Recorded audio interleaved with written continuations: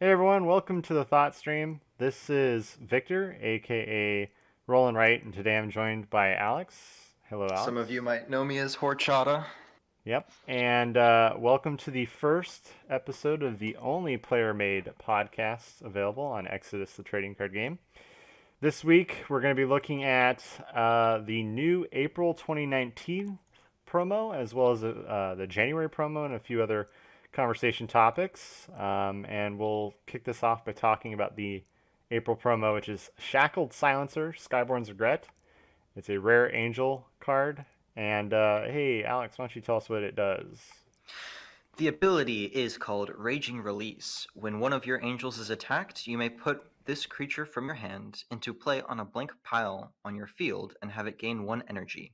Then, it battles alongside your angel against the attacking creature. Each creature deals and receives damage simultaneously. Yeah, so essentially it's a hand trick that kind of has this weird, almost like Roxanne-like effect, where Yeah. it's multiple creatures fighting at once. I'll go out and say that I'm not a fan of this card. I think Uh, it's pretty underwhelming. well, as far as a promo goes, I think it is unique and it has really good art. So Yeah, even though I yeah, don't think certainly. it will see any like competitive player will fit into any particular strategy, I think that's not standard for how they Exodus the Existence Games makes promos, but it is pretty standard for how other games might do promos. So there's that. Yeah, I do agree with you. Like compared to a lot of the promos we've gotten in the last year or so, it's been a mixed bag. Some of them have been really simple and very underwhelming. This is at least, quite unique.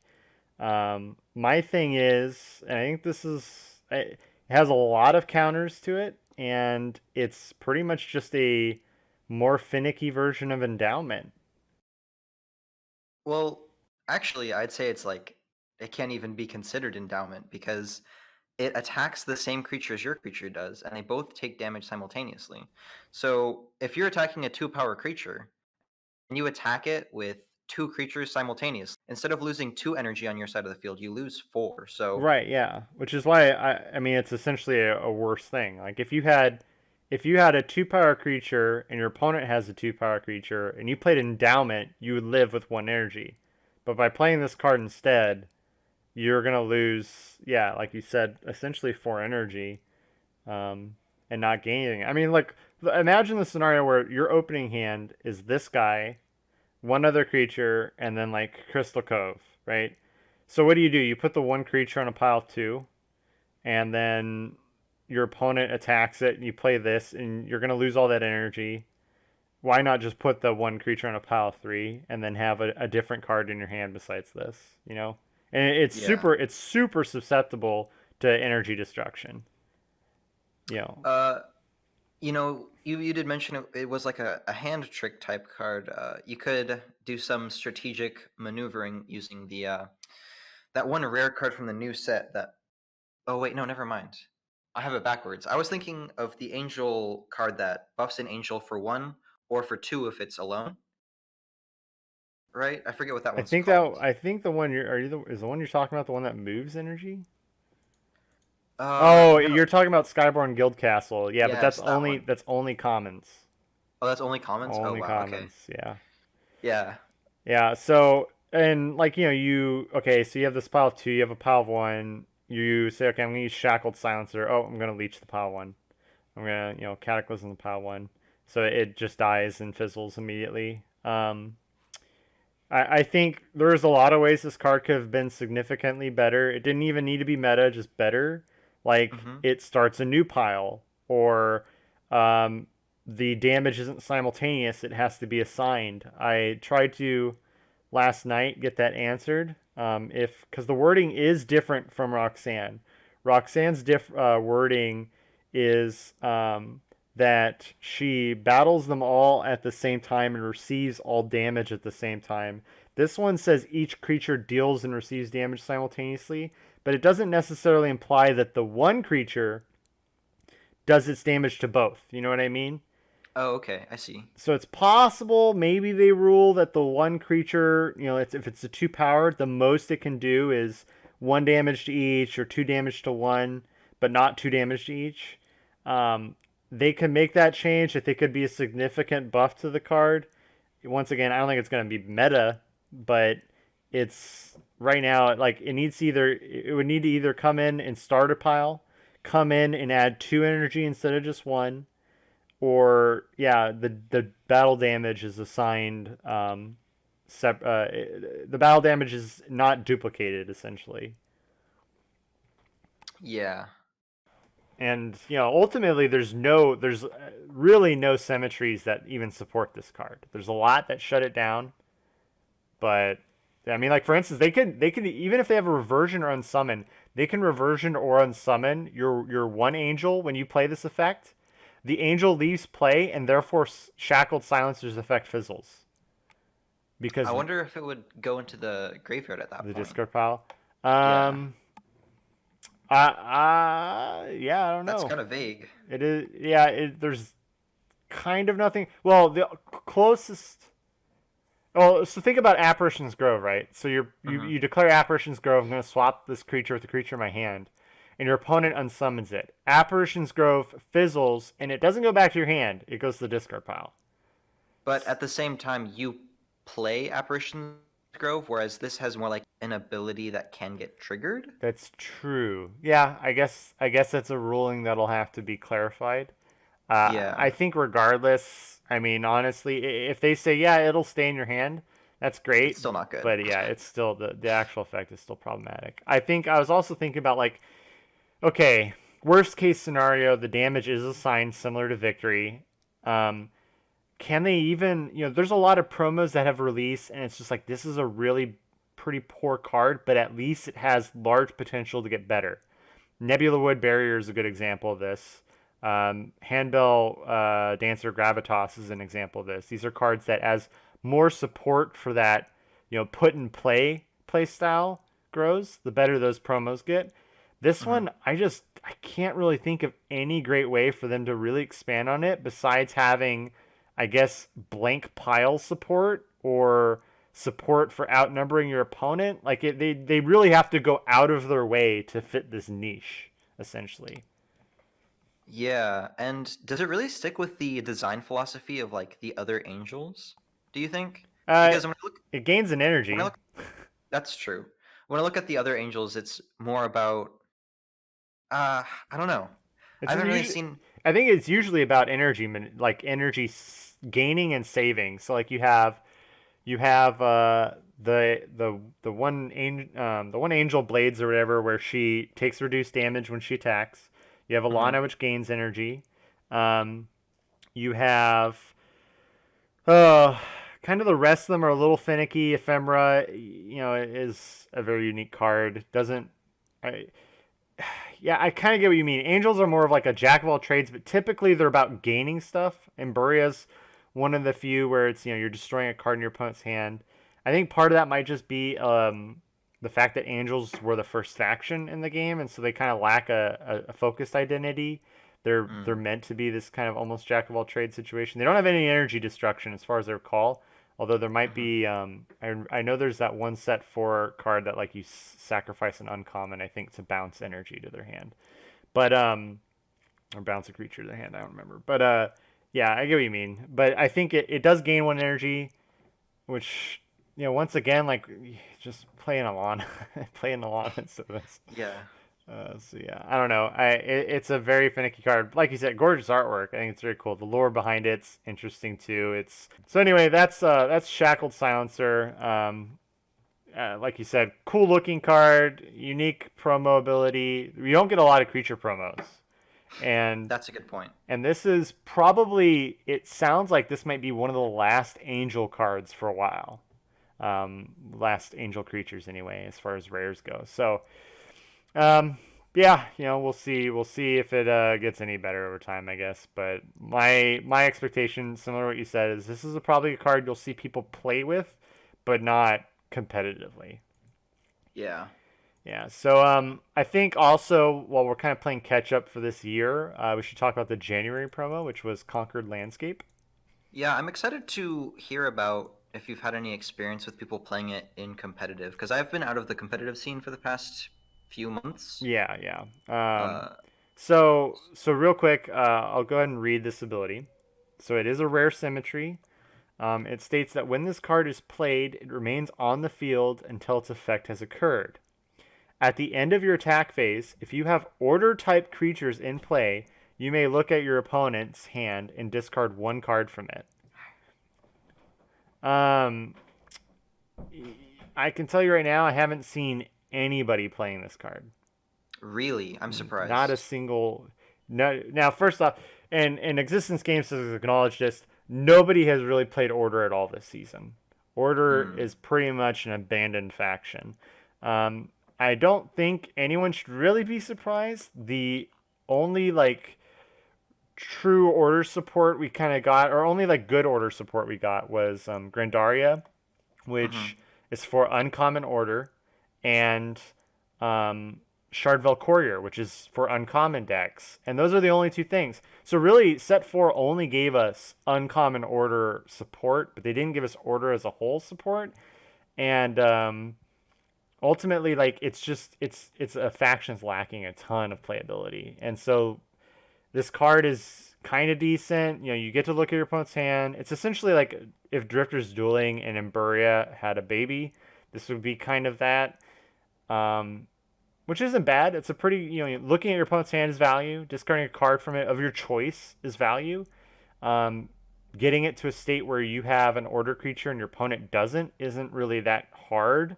There's a lot of times where a player might not have anything on their side of the field. So, Right. It's really easy to just bounce things back with like reversion or unsummon. right. Just kill it off with like a leech. And this card staying in play until that happens is also significant. So one of the problems we have in the meta game for like the last 2 years, it looks like, is Vortex and Emburia really shut down the ability to run deck combos because if it stays in your hand for more than 2 turns, you have a good It's chance of gone. losing it. Yeah, exactly. So this being able to just sit and play until it happens, I think that's great. We've seen a few cards that do that, but yeah, I think this card cannot see play until Order becomes a more viable faction. Um, yeah, just restating something that you just said is I really like this design philosophy that they're going or moving towards, where you play a symmetry card and it stays on the field until its effect occurs. I think that there does need to be more diversity in the permanent like field cards, because up until I think just the last set came out, basically the only thing that stayed on the field was creatures and frozen abilities or frozen symmetries. So having more options for putting things on the field without requiring energy, I think is a really good step in the right direction to reduce the power of something like Vortex and Emberia. Um, and what I really like about this card is I think it does a good job of providing enough support to basically counter symmetry decks. I think is one thing that I saw, and I was like, hey, that's something that it could do somewhat well. Mm-hmm. Because symmetry decks like need to have cards in their hand, and if Yeah. they're ever they can't play anything down. And from what I remember in the meta after Converging Chasms came out, is symmetry decks had the potential to be very dominant in the meta, Yeah. and Symmetry got a lot of unfortunate. support.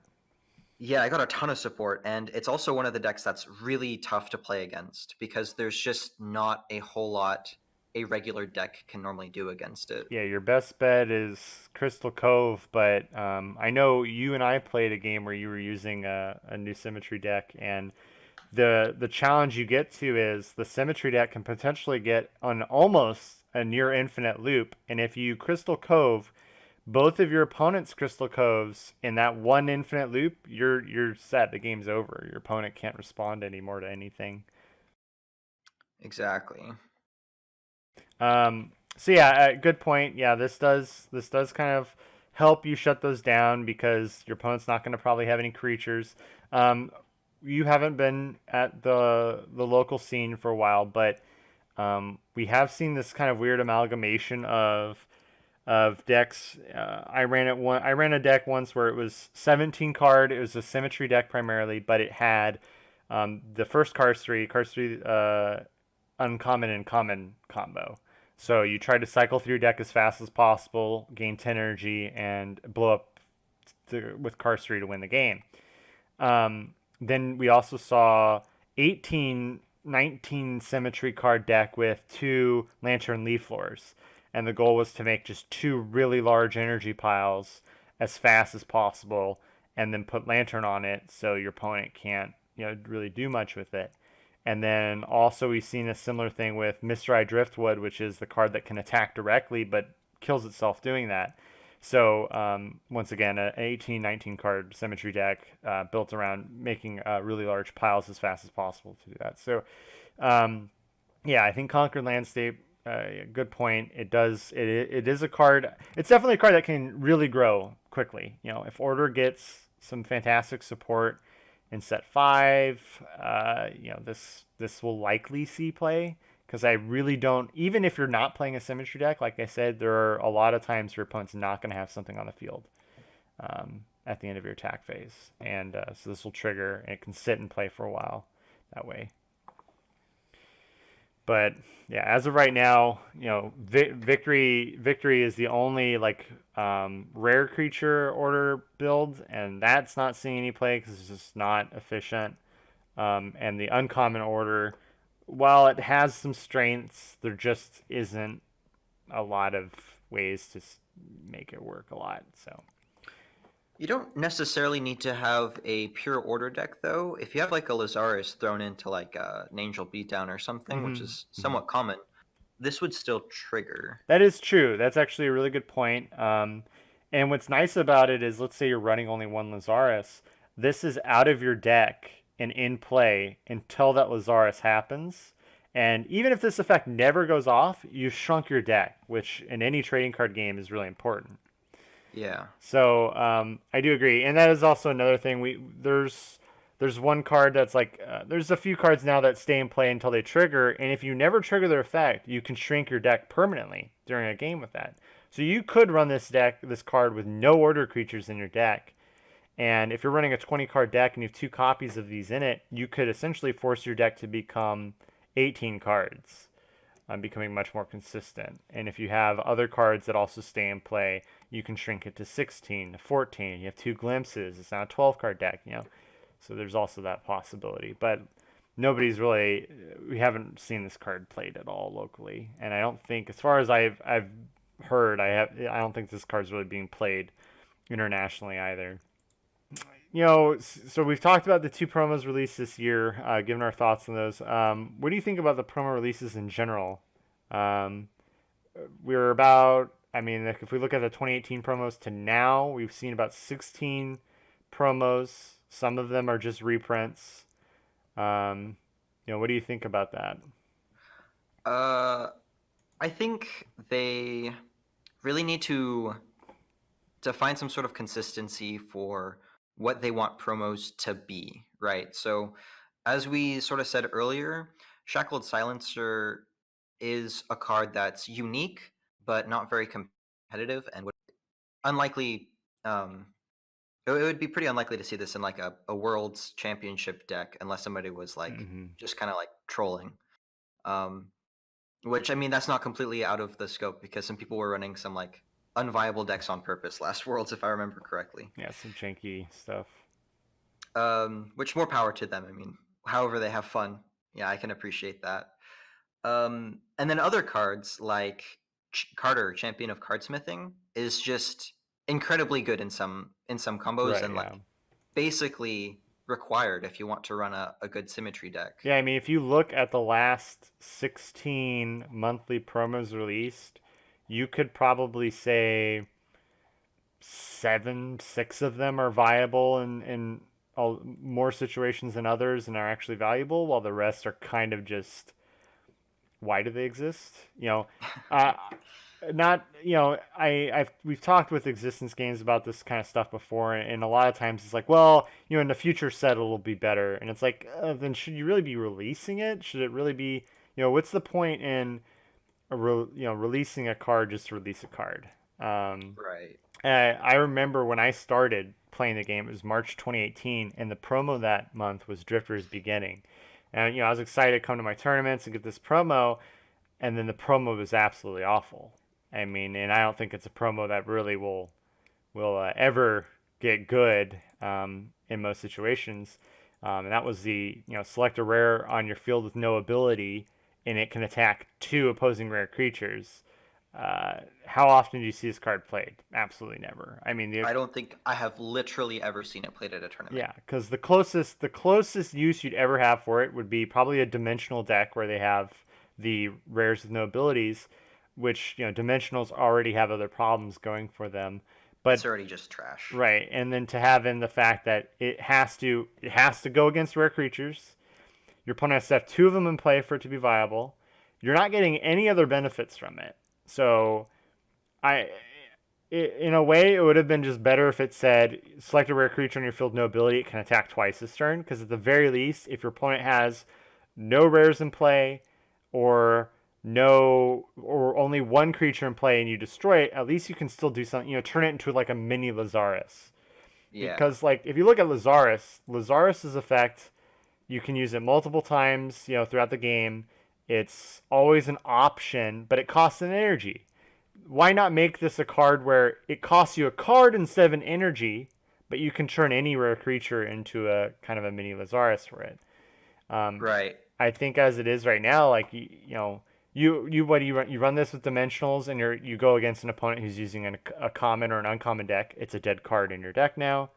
You're running against someone who is using rares, but I mean, what good is having a 3 energy dimensional fighting a 3 energy Alana and a 2 energy, um, Imburia? Like you're not going to get anything done. Yeah. You might as well just have not used it at all. So yeah, it's one of the, it's and that's the kind of the issue we see across a lot of them. Like you have Uncharted Territory, Mortar Bloom Liege.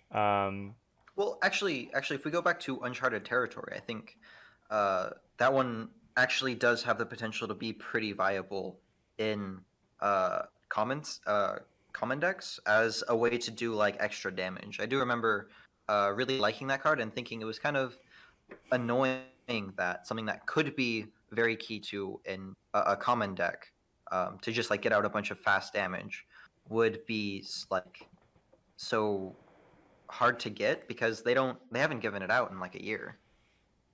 Um, yeah, but I mean, at that point, you would make the argument for all the promos, and they need promos kind of exist as this way to motivate people to go to locals without there being like actual like large scale prizes.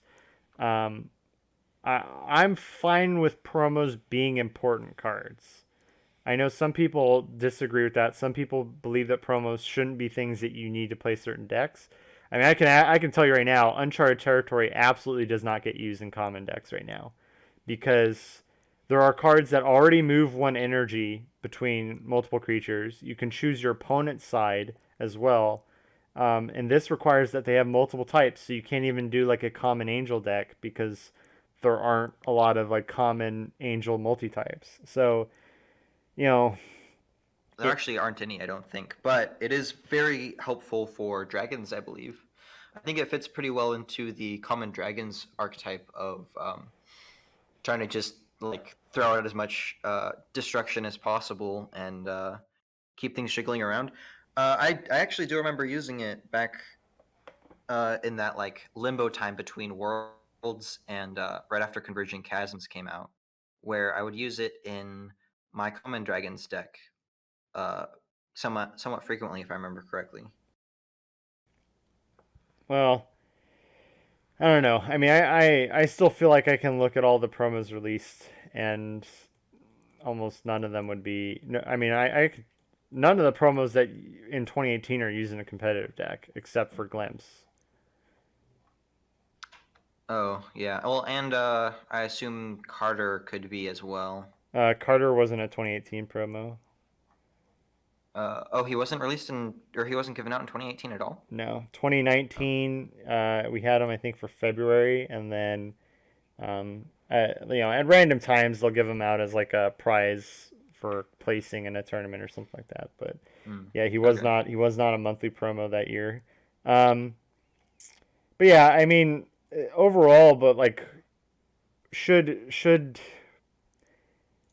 should these be better? I mean, like a lot of them just, we talked about the two this year. A lot of the promos in 2018, I don't think are really that great. I'm one of those people who thinks that the cards released as promos shouldn't necessarily be competitive. I think that just introduces a new barrier to entry for new players and could be pretty discouraging for people just getting into the game. They want to play a deck archetype like Symmetry if they can't get carders because either the people who are around them who would be down to sell them would charging too much, or if nobody in their play circle has any at all, then they're just kind of like, well, I wanted to play this type of deck, but I guess I can't, and that can be really frustrating. So then the question is, should promos be reprinted so that and they are for Yeah. context for anyone watching right now. Currently, promos do make resurgences, and then as I mentioned, they are occasionally given away as prizes and stuff like that. So I have a plethora of every promo, at least all the promos that they are doing this with. But should they do that? Should they? I think some people are like, no, I'll say it's probably a vocal minority, but some people believe that no, promo shouldn't be reprinted. It should just stay as that promo and then it's gone forever. But like Timeless Angel, I think Timeless Angel is Magazine Volume One's promo if I recall correctly. Oh, no, no. Timeless No. Angels from Birth of Creation. Oh, okay. It was just a It's promo like one during of that the first period. one. It was like I think it Yeah. was the first one after Airship Corps Destrius. Okay. It's like OG. So it's been a while though.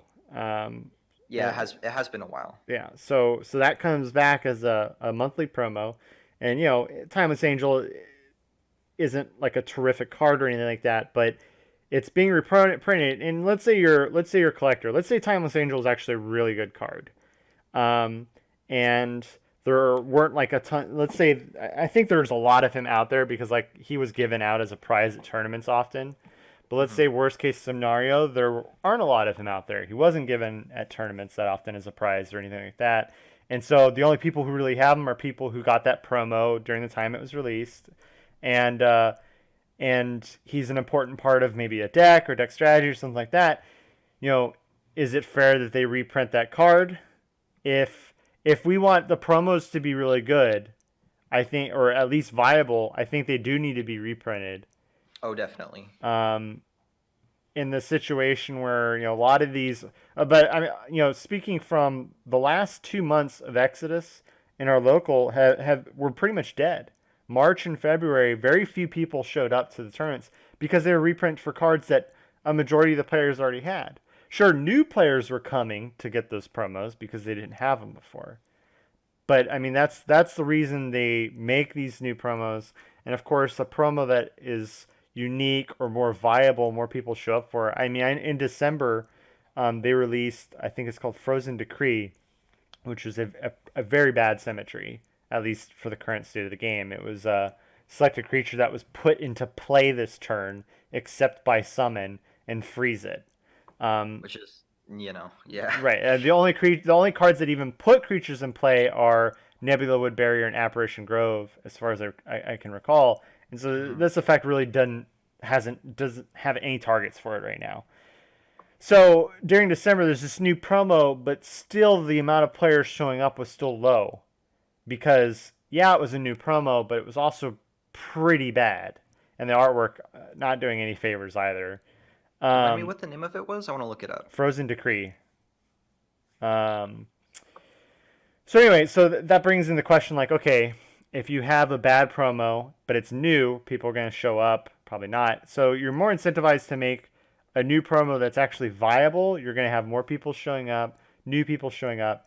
You do need to reprint them though, and then that reprint means people aren't really going to show up as often as they should. So it's this delicate balance. I think everyone has an opinion on it, but I don't think it's an easy solution. And I think reprinting, regardless of whether they're viable or not, it's important. I personally, I think if the card isn't popular, it should probably not be a monthly promo like Timeless Angel.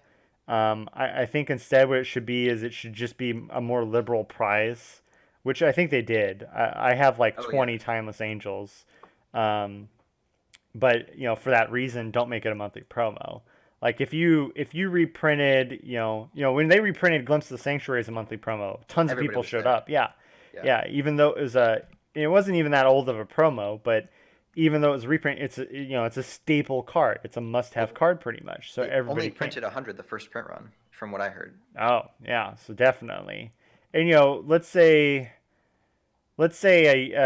a year from now they want to reprint Tether to Eventide. Tether to Eventide, if that gets printed a year later, the new set actually gives support for it. Suddenly, it's a more viable card. Similar to Glimpse, you could definitely have a situation where, yeah, it warrants being a monthly promo, it warrants being reprinted. People will probably, especially newer players, will probably want to get this card. Um, so I think, agree to disagree. I do think the promos should be made as viable as possible. At the very least, if it's not going to be super viable, it should have a niche where it is very viable. Um, and most of them kind of don't, but I think that's kind of the goalpost for where it should go. Well, I feel like that's one design philosophy that can work, but on the other hand, I think we shouldn't be relying on promos to get people to come out to uh, tournaments, especially promos that are given out to everybody. Like that's one thing that is nice for Existence Games to do. It shows that they really care about their players, in a way that bigger games like Magic the Gathering, I don't think it does. I don't think they give No, something out to yeah. everybody who shows up. But And they charge money, whereas I mean I think that's more of a maybe a store thing or whoever's running it. But ours, for context for anyone watching, our tournaments do not have any. You don't win booster boxes or booster packs or anything like that. The tournament's free to enter, but if you win, you get a play mat, which is really cool, a store champion play mat. You also get signed cards and stuff like that. I think they could benefit from making cards that are particularly like good looking, like something that just like looks really unique, or that has a unique mechanic that you wouldn't see in other cards. You know, Hmm. I think this is one Similar problem to with this card, right? This month's card. yeah. I think as a promo, I actually don't mind this card being what it is because it has a unique ability. It looks cool. It has like cool lore surrounding it, and well, somewhat cool lore surrounding it. And if I do say so myself, and I don't know. I don't know. I think that it function as a promo. If I were in town and able to go to tournaments, I would definitely be happy to show up and get this card. Although, Hmm. again, I think that the draw of the tournaments should be the tournaments themselves and not the free promos that they hand out. I would go to tournaments regardless just because I want to play with other people. Right, yeah. And I mean that's kind of the tournaments. I think your statement is valid if there was like new content regularly added to the game. There's a reason all the major trading card game publishers release a new set every 3-4 months. It's because that's about when the lull hits. The high from the new set is has faded, and now people want new stuff, and that gets them coming to tournaments for another 4 months. We don't have that, right? We have a set every year. I think this is more of a financial reason than anything. But we at least each set is impactful. I mean, we're still experimenting with the set 4 now, and it's been almost a year. But for that reason, though, for some people, it's just they get bored. There's not enough new stuff, and so I think the promo serves as a way to be like, hey, come get this cool promo. I think you're absolutely right. The coolness factor of the card is huge. Um, Green Alana goes for quadruple what a blue Alana goes for, even though it's just the green version of the card. Um, Victory, or not Victory, Roxanne, the final paladin, it's a secret rare. It's not viable as far as anyone knows. It hasn't broken like the meta or anything like that. and yet in our local area, it's the most expensive secret rare because it is extremely pretty and cool to look at. It has a very cool and powerful effect, and so I think you're right in the sense that the coolness factor is a big deal, and if they can pull it off, certainly should. Um, but granted, you have to keep in mind like it costs a lot of money to have illustrations for cards to be that flashy. When you're looking at the 2018 promos, it's kind of a hit or miss. Some of them have phenomenal artwork on them. Some of them, like Drifter's Beginning, don't. Um, and so yeah, I think that you are right. That certainly does play a point, and it is something that they could try to do. Um, I still believe the card should be as viable as possible, but yeah, I mean, if they're looking at a card and it's like, okay, we designed this card where, I mean, I think you'll agree with me on this. Existence Games is very conservative with their card abilities. They would much Well, rather have now weaker they are. cards than, well, yeah, I guess it could transition, but they typically much rather have weaker cards than cards that are overpowered. And that's why when you look at the meta decks now, the symmetry toolkit they use is still set 1 symmetries. Like the set 4 introduced some symmetries that do see play in certain niche decks. Set 2 symmetries don't see any play. And then set 3 we only really see Crystal Cove. So they've been very kind of conservative as far as symmetries go anyway. Um, Well, I do want to with point out, scaling. like, yeah, so for people who maybe aren't, well versed on the history, the game did start with some of the most powerful cards and like most ubiquitous cards in the game, with the first two introduction decks, and that was intentional. And then set two came out, and you bring up a good point. The symmetries aren't played from that set, but like all of the creature, not all of the creatures, but a large amount of the creatures are. You have like Alana, iconic, Emberia, huge. Leaf lore, borderline game breaking. So like there are still very powerful cards in the second set. I would say the third set is probably the biggest one where they really took a step back. The only really notable card I think that comes directly to mind is Crystal Cove, and for Hmm. obvious reasons that like meta defining almost. Um, Yeah, very much and then so.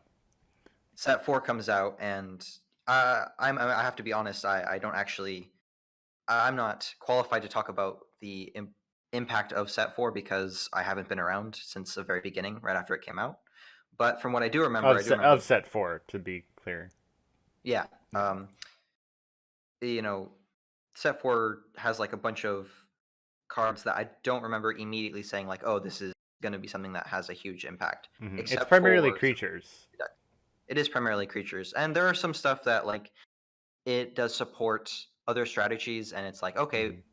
we have to mess with it a little bit to see how strong everything's going to be. Well, Um, I will say I think set 4 definitely, as far as symmetries go, it definitely does it better than set 2. You have Roaring oh, for sure. Sanctuary, you have Treeforge Envoy, Shardvale Courier, um, Mysterious Sojourner, and Skyborn Guild Castle. They're not meta defining, but they're definitely still reasonable cards. And you have some decent uncommons for some really weird niche things. And of course, Symmetry decks got a lot of support in that regard. Right. So I definitely do agree that they have stepped back uh, the power level of the cards in general. Uh, and then I also want to go back to another point that you made that I think is pretty important and that I actually hadn't thought of is they do need some sort of way to get or to keep putting out new content to keep people's Hmm. interest. Yeah. With only one set a year, it generates a lot of interest right at the beginning, right when it comes out. I remember like there were so many people at the preview event where we Hmm. got the, Hmm. but Even a guy flew all the way from London. yeah, well, that was also for Worlds though. Yeah, but combination. But yeah, I think it's that, and you have those moments where a new promo comes out, and you're like, oh, dude, everyone's gonna try to make this work next week or the week after that, and try to make a deck around it. And I think that's kind of cool when that does happen. It doesn't happen every time, but Is there a way, do you think, where they could do like maybe even like micro sets where yeah, they yep, Yeah. That's something that I think could be really interesting, actually, that I just sort of like thought I of. I think financially that's still a challenge, but it certainly could be kind of this the genre that usually falls under is an expandable card game, um, where I mean there's two ways you can go about it. You can have these like blister packs where maybe it's always the same cards. Like here's the promo pack for for April 2019, and it's gonna always come with four cards. Maybe the four cards fit a particular theme. Maybe they're just support for four different factions, something like that. Or you could even have like this is a five card set, and here's a pack with just one card. That it's possible, but I think ultimately though financially it's very difficult, um, because having booster packs printed, having looked into this myself, having booster packs printed requires that you order in bulk. It takes quite a few $1,000s just because of the foil packaging, which is why like all of our promos are typically just handed to you in any card game. They're all the same in that regard. They're usually just a sitting out there kind of promo thing. I would love the idea though. I honestly, even without the actual like pack itself, I would love the idea of a month introducing four new cards that are this strategy. But that goes into kind of existence games design philosophy where each set is very minimal in the number of unique cards added to the game. If you look at set 4, it was about like 40 rares and then like 18 uncommons, so kind of like 58 unique cards because the rest are commons and uncommons that have no abilities, so they're essentially the same. Um, so you got a lot of new cards in that set, but after waiting a year, to get only 60 cards, yeah, it's rough, but I think their philosophy is we're going to spend this entire year trying to figure out how to make, 60, 50, 60 really solid, really viable cards. So to release five new cards, four new cards every month could just be too hard for them. I would, I think it would be very exciting, but I'd be afraid that maybe like the quality of the balance could be really disturbed from that. I don't know. But yeah. That's a good point. I think it would take a lot of like strategy on their part of Hmm. figuring out where they want the game to go, designing cards beforehand, picking some that fit together really well, and like putting those in their own Hmm. like you said, blister set or whatever. And they could cut costs by doing like the next couple years blister sets together, printing those and holding onto the later ones, and then just handing out the new ones or like the ones that are coming out immediately.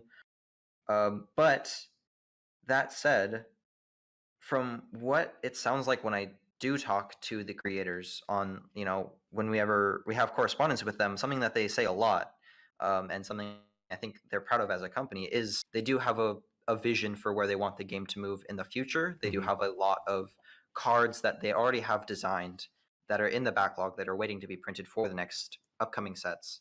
Um, you know, I got the impression from I think around Worlds or the pre-release that they had like the next two sets almost completely Yeah, like they designed say that a already. lot. They said they're like 2 3 sets in already. And the issue I take up with that is in that case, like for one, I think that they if they have so much time, they give themselves an entire year, but then you still have something like Crystal Cove coming out, and it's like, what? Excuse me? Because in my opinion, I feel like Crystal Cove was way too impactful on the game for one card to be, especially compared to the rest of the set. The rest of the set was almost like almost ignorable, whereas Crystal Cove, you saw Yeah, two of in every single competitive deck. and I think this speaks to, I wouldn't really call it a problem, but this is something that Existence has even mentioned in their first podcast talking about the magazine promo, which we'll touch on in a minute here. But they talked about how theory crafting around Exodus is very hard, unlike other games, and I agree with them. I think it's very hard to look at a single card or look at a potential deck strategy and already imagine it working or not working because we've seen people try and do stuff unique and it either just fails or in this case I think this is a situation where they designed Crystal Code, they designed set 3, and I think it was just as a designer, it's hard even on themselves to figure out if a card is going to be, that strong. Or maybe they did realize it was going to be that strong and they're fine with it. Because if you look at, we have this symmetry toolbox that really almost every deck utilizes, especially beatdown decks, where you can ask 10 players to hand you their deck and you're going to see like the same 12 cards in them, and maybe they're fine with that for now, um, and Crystal Cove fit in it. But yeah. Well, if it was intentional, I would say that I'm not a fan of the philosophy that they used Mhm. to create that, um, because from what I know of like good game design, you know, I wouldn't consider myself like a professional designer or anything, obviously, but um, I do watch a lot of. There's this one particular show I'd recommend to anybody who's interested in the thing called Extra Credits. They talk a lot about game design, um, and one thing they talked about was I believe it's called negative creative space, where whenever you make a card, you basically eliminate possibilities of cards that can be created in the future Yeah. by Right. making Crystal Cove, and furthermore, making Crystal Cove so incredibly ubiquitous. Like, it doesn't fit into any archetype because it fits into every archetype. Mm-hmm.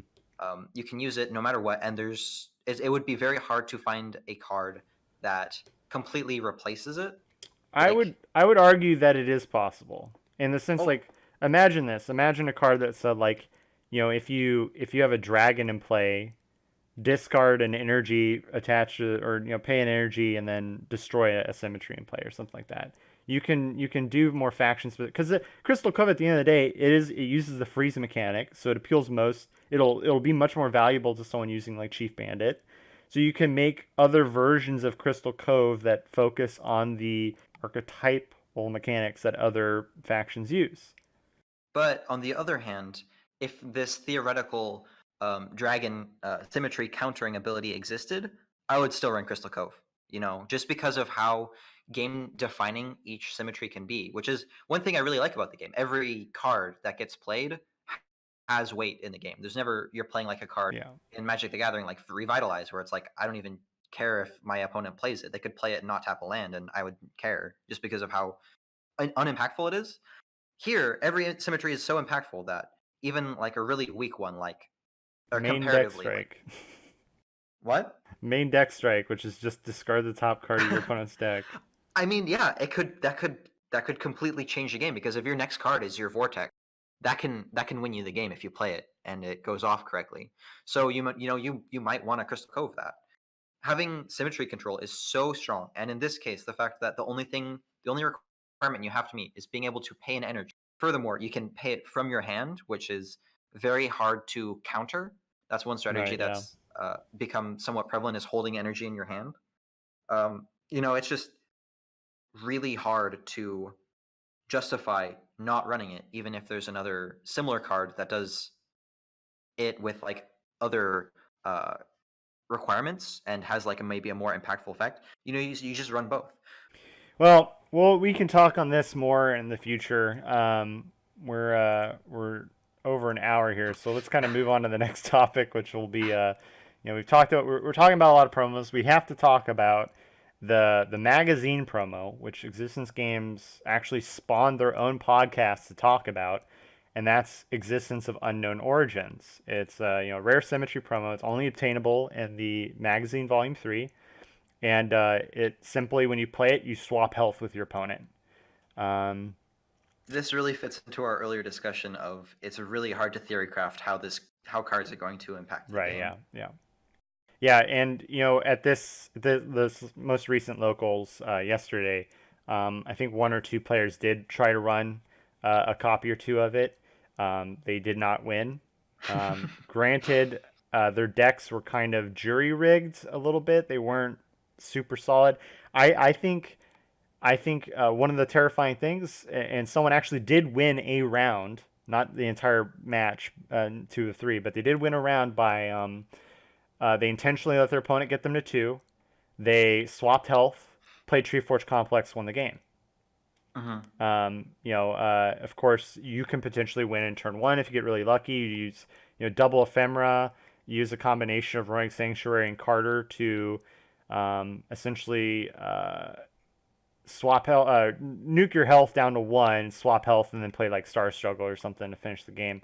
Um, so people, you look at this card and it's like, yeah, this is an insane effect, and this is something Existence Games even talked about a lot, and they said they play tested the heck out of it, and they're confident it's not going to break the game.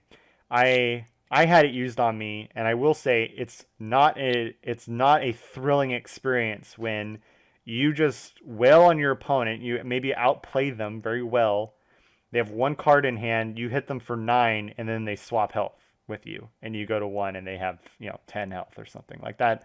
Isn't really fun. It doesn't really feel fair to have a 9 health swing, and I get punished just because I don't have the only symmetry countering card in the game in my hand at the time. That kind of sucks. Um, and the fact that this is a magazine promo, that kind of goes into what we talked about earlier about, sure, magazines are they're still, as far as I know, Volume 1 and Volume 2 are still being printed. They're still available. I don't know if they're being printed. I do know that they're still available. Yeah. So, I mean, will Magazine 3 run out? How many people are really going to be clamoring for this? Because that does add value to the card, like That's significant true. value, because you're paying essentially $10 retail for this card, especially have duplicates of it, because it's not like you need duplicates of the magazine itself. So, if someone was like, "Hey, I want to trade for your copy of Existence of Unknown Origins," you're almost always going to say like, "Yeah, eight to $10," because that's how much I paid for it, effectively. Right. Um, and this kind of almost forces Existence Games into this position where they either always have Magazine 3 being printed, or they someday reprint it as a monthly promo or something like that. I Which, think that's probably more likely. They reprint the promo and hand it out as like prizes or as just a monthly promo. yeah, which they haven't done anything like that yet with like magazines 1 and 2, fortunately. I Um, forget what was the promo for magazine one. I know that it came with a sketch card, but I also came with the Starship, second one. I think Starship Glacia. Yes, yes, yes. I remember that. Yeah, so I mean, ultimately, I think time will really tell. It's definitely something I see. It could totally be played in a symmetry deck and be insane. It could totally be just randomly put into any deck and have value, but at the same time, like, you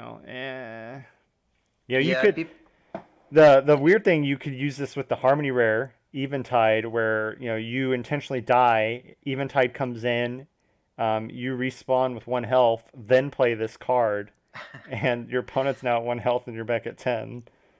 or something that I think that immediately that could be even more ridiculous is if you had uh, Roaring Sanctuary and Carter in your hand at the beginning and this card. You can combo those off, pay 9 energy or 9 health points, and Right, then yeah. just immediately put your opponent at 1. Right, which is what I mentioned earlier as well. And it could be done in turn 1 with ephemeras. If you get lucky, you get 2 ephemeras and you get the tools you need. Yeah, it's pretty. But I don't, as far as theory crafting goes, it's really hard to imagine what the consistency of that is. That's true. Because at That's the very end of the true. day, you need to win 2 games out of 3. And if that consistency only happens 1 in 3 times, then you're kind of toast for the rest of the game. You're gonna have a hard time. Um, so is the card strong? Yeah, like I said, you can pull out this crazy 9 health swing for no energy for 1 card, and obviously, like, if your opponent rolls cove, has cove at the time that you do it, you're pretty much done. But Or yeah, I if don't know. they just have another copy, they can just respond with that, and then. Yeah, I don't know if you run 2 copies of this card though. I will say it's a card that I can see players running 1 or 2 of, No, I'm just saying potentially. if you and your opponent both have it in Oh hand yeah, and you yeah, play yeah. yours, then they play theirs, and it just puts you right in back in Yeah, I the same mean, position. that's kind of another thing though, right? Like, if you have this weird arms race where Crystal Cove became so meta, so important that um, everyone pretty much felt like now they have to also play 2, right? Because if someone Hmm. coves your cove, that can be just as brutal. This is kind of the same thing as if this card became so outstandingly powerful then all it would really, I mean, like the game wouldn't necessarily be broken, but other people would just run the same, run the card just in case, which would be pretty hilarious. I don't think that's happening. It doesn't really seem like it, but we'll see. I am a little disappointed that the card released before Worlds. I think it might be too chaotic of a card to really feel comfortable with only 1 or 2 months of playtesting. I mean, it could be like just imagine a scenario where this card comes out and someone is playtesting privately a lot with it, and they come up with this insane deck, and they never play it at locals, and then they bring it to Worlds, and it's a broken card. This happens in other games like Yu-Gi-Oh, Pokemon, Magic. You get these situations where at a World Championship tournament, a card that was just recently released breaks the tournament because there just wasn't enough data to show that it was broken. Yeah, that is a huge point. I'm glad you brought that up. One thing I think that they that may actually be a huge flaw on Existence Games' part is, is it irresponsible of them to release such an impactful or a potentially impactful card, just a couple months before Worlds? And we have mentioned a couple times, they do playtest the stuff before they release it, but it, is two people who are the creators of the game, potentially more, if they play with, people like the emissaries or something like that. But is a handful of people who, who already know very much about the future and how this card will fit into the future of the game. Hmm. Do they have like as close of a perception as Right, yeah. people who It's not play like this a game? Yeah, blind control group, essentially. Um, right. I And we've think, go ahead. we've seen other problems where they've, as creators, made a card that had They a loved. problem. Yeah, they loved it, but it came out and it immediately just had a problem that somebody else saw Yeah, right off the bat and just exploited. And they're like, well, shoot, we can either rule in a way that it goes against the philosophy of, how we word things, or now this card is super strong. I think that's one yeah. problem with Glimpse of the Sanctuary. Very strong card, very beloved.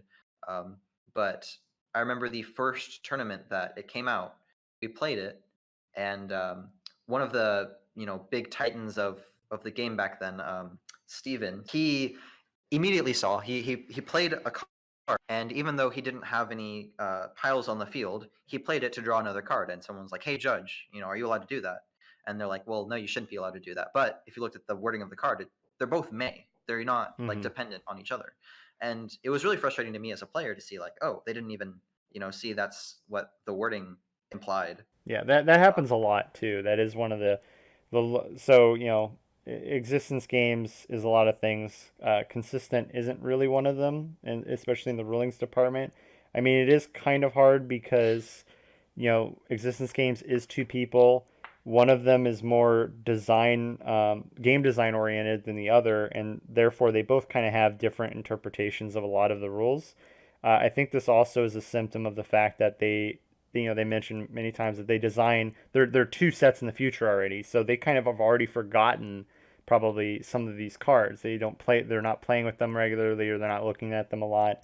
Um, yeah, we're so you end up, playing 40 chess. right. I remember when at the pre-release, pre-release for set four, and set four cards were being used, and they had to reread, they had to read them to remember what they were doing. They gave rulings that were later overruled, and that was kind of my eye-opening thing. Where like, oh yeah, they're too far ahead that they're forgetting where what needs to be addressed now. Hmm. But I will say, giving them credit where credit is due, considering it's two people, the game is still very fun. That's a huge I point. Yeah. think, and there is a lot of pretty solid balance involved in the game. So, because like you can go in a Discord and ask people, how many of you do you think you can make a better card game than this? And I bet a lot of people would say yes. And this is true in any community, any game community. But most of them would probably just make a mess of a game Yeah. where because everyone has their own idea of what a better version of a game looks like, and a lot of them probably would get it wrong. All right, so I think that's it for promo talk. Before we wrap up For now. for today? For Yeah, now. for now. This is Before a we, deep topic I want to talk a lot more about in the future. yeah, definitely, and I'm sure it's going to continue to grow. I mean, they're not afraid of change. They're you haven't heard from them in a while, Alex, but they have talked about how they're going to be changing their competitive format. They're going to be changing how the booster back boxes work. They're going to be kind of changing other things, so they're not afraid to maybe someday change how promos work and all that jazz. So That's we'll definitely look at those too. as they happen. So the final topic I'll mention today is Set 5. Set 5 was teased in the latest magazine. Very exciting stuff. Now, Alex, you haven't really seen anything from this, so I have not. I'll Going in completely completely in the blind. dark. All right, so I did tell you about the afterthought mechanics. This is the Shardfolk had freeze, Treefolk had reveal. Chronos will have this afterthought mechanic, where these chrono creatures are going to essentially have two abilities. They're going to have their normal creature ability, but they're also going to have an afterthought ability. And essentially, when the chrono creature at any time, if it would leave play for whatever reason, you can choose to leave it in play with no energy as an afterthought card. And it just provides whatever its afterthought kind of like passive is permanently. So an example of this I'm gonna read out here. Let's take a look at Silent Irregularity. This is a rare chrono creature with the ability Wisp of the Wind. So whenever this creature goes to the graveyard, add one energy to a creature in play or beneath your main deck. That's a separate mechanic we'll touch on some other time. But the Afterthought ability states that you are not required to have less life points than your opponent for card effects or abilities. So this is once you turn Silent Irregularity into an Afterthought, it's now in play forever, and this passive ability of not requiring to have less life points than your opponent is now permanently a rule for you to benefit from. So it's really cool. It synergizes, if it gets reversion, that's considered leaving play. So you can choose to send it as an afterthought card. If it gets destroyed, that's leaving play. You can send it to an afterthought. So it's really cool. The afterthought abilities do all sorts of crazy things. This, of course, this one I just read you. That's synergizes really well. Things like Tether to Eventide, Release, Frostbite, and Portal Cavern. How does that sound to you, Alex? Uh, it sounds like a very interesting card. It goes back to something we said about previous, or the promos, where having more options for things that stay on the field and Mm-hmm. give effects to the game, I think is huge. I think it's going to be a huge step for Exodus. Um, is there any way to get these afterthoughts back into your deck after you choose to make it an afterthought? Is there like some sort of As trigger? from the cards that have been teased. Oh, so first off, yeah, in terms of the mechanic, no, by default, there is no way to remove these afterthoughts, either yours or your opponent's. I'm assuming there's going to be cards that do that we haven't Okay. seen yet. I'm assuming there's going to be a card that's like clear out your afterthought or your opponent's afterthoughts or something like that. Yeah, Because that would make it would sense. it would be kind of maybe crazy to just have these in there forever because you're shrinking your deck, which makes your deck more consistent. You're giving its permanent ability, which if your opponent can't touch is kind of unfair in a way. So I'm gonna talk about two more cards and then we'll wrap up here. So there's another Chrono here called Convoluted Coalescence. It's a rare Chrono Hellfire. It has the ability Otherworldly Embers. When this creature is summoned, you may select one card with an Afterthought ability in your graveyard and put it into play as an Afterthought. I think it's really cool. We don't have a lot of target graveyard put it in play kind of cards. There's a few of them, but they've only been like common and uncommon. This lets you do that with an afterthought, which I think is pretty neat. Because essentially you can have a creature, it dies, goes instead of sending it to the grave, or instead of sending it as an afterthought, you send it to your graveyard for whatever reason. Maybe like like we said, there's a card that destroys afterthoughts. You can play this to get it back into play, right? Yeah, However, this card's afterthought is very interesting, and it means it can almost fit in almost any deck.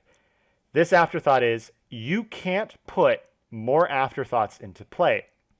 You may draw one extra card during your draw phase. oh my goodness, So, and that's insane. that to me Oh, that implies you choose which deck you want to draw from. But you could, in theory, put this one copy of these in any deck and benefit from it.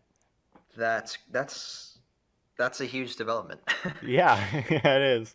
Yeah, and I mean, I would love to see cards that like if your opponent has only one afterthought, they take 2 damage, right? Because then this punishes them for using it. But what's important to note here is it states you can't put more afterthoughts into play, meaning if you already have afterthoughts in play, they're staying there.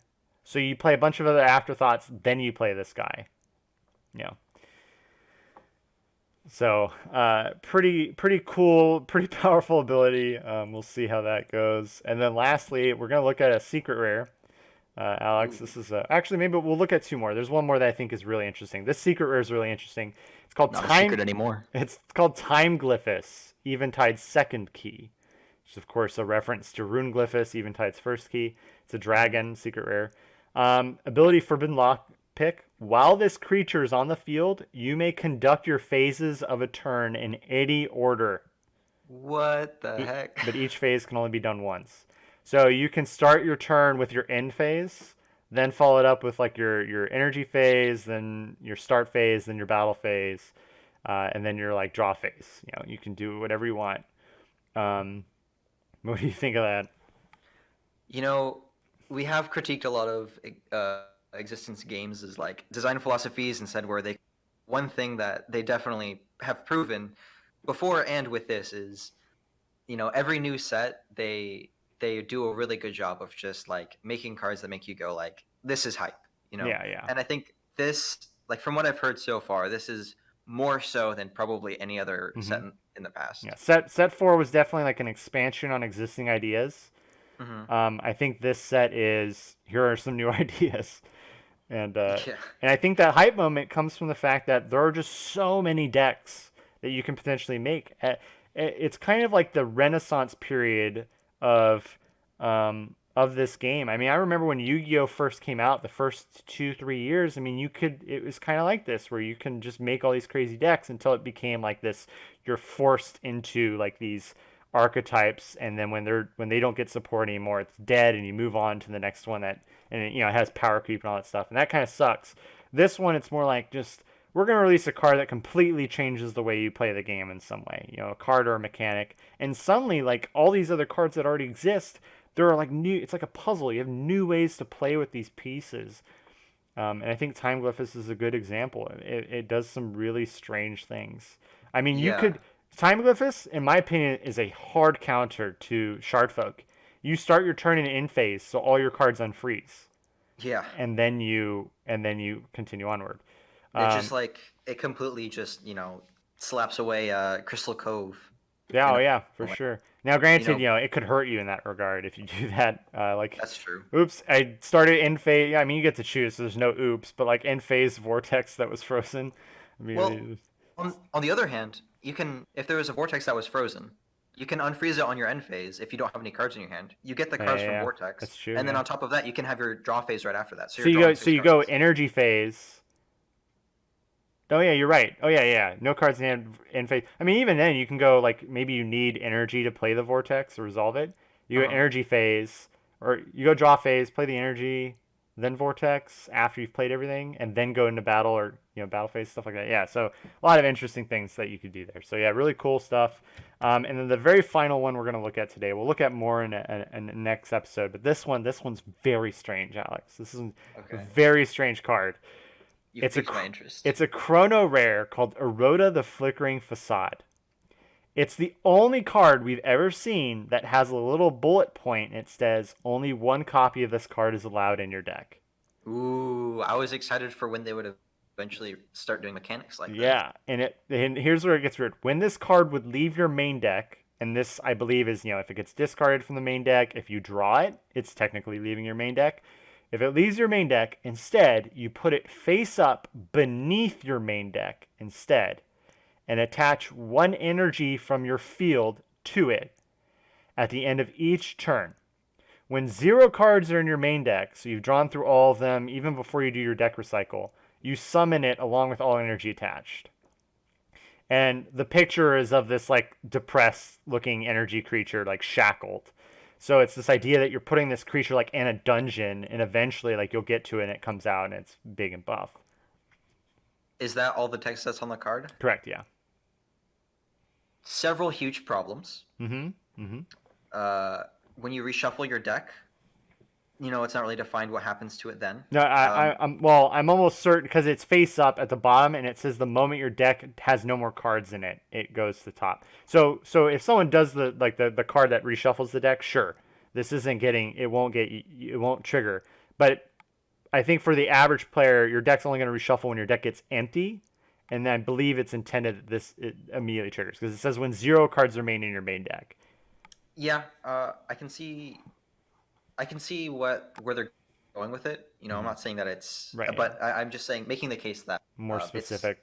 it does need to be more specific. What happens when you reshuffle your deck? There is that one card that lets you reshuffle your graveyard into your Right, yeah. yeah. So Which I believe is intended to then prevent this from being used because your deck isn't empty. And then we're not going to look at them, but there are two or three cards that were revealed that do provide support for this. Silent Irregularity, the first card we looked at, adds 1 energy to a creature in play or beneath your main deck, so it would add a creature or an energy to this creature. The card is really cool. My nitpick about it is it really doesn't give you anything because you have to send an energy from your field to it. It's not from your energy deck. So it's not like you're not really gaining anything. You're just transferring stuff to it. It's kind of weird in that regard. We'll see how that works or not. But does it say specifically when you transfer energy at the end of your turn, at the end of your turn? yeah. Okay. One interesting thing that could have been maybe like is if you could do that at any point, like once per turn, and then just like if an energy is targeted, you can move it there instead. But yeah, that's definitely an interesting card.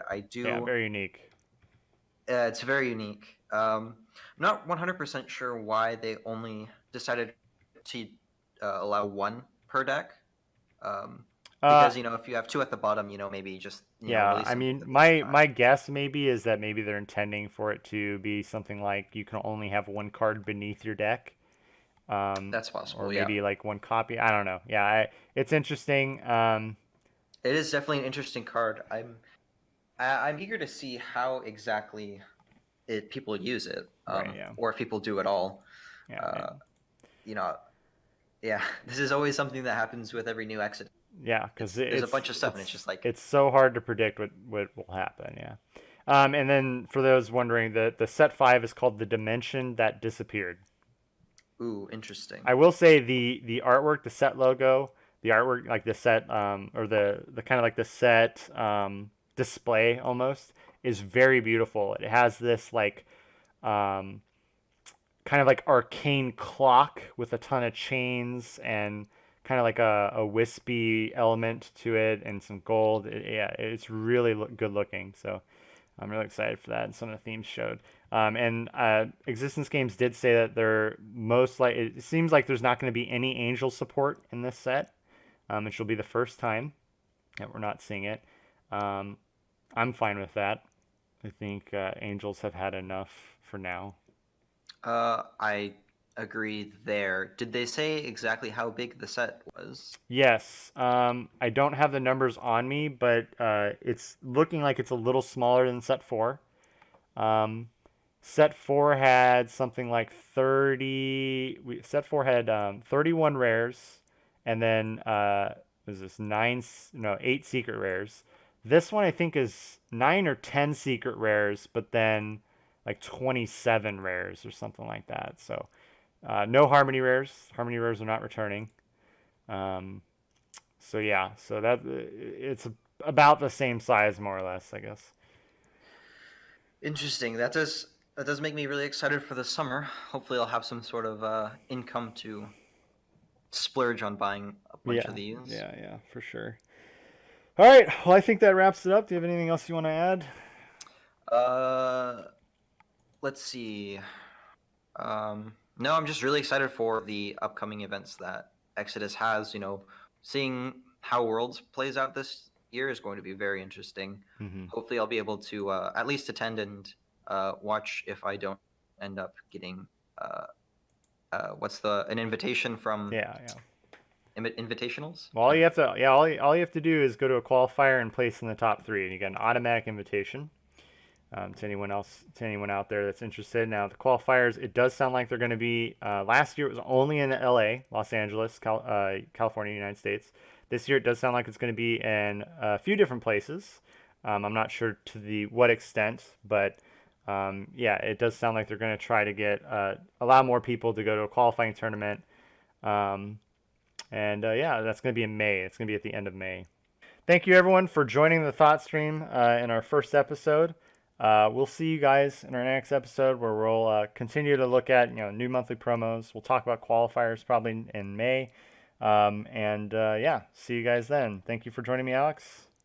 Yeah, thanks for having me. I hope everybody keeps drifting and keeps making interesting decks for us to talk about. All right. See you guys.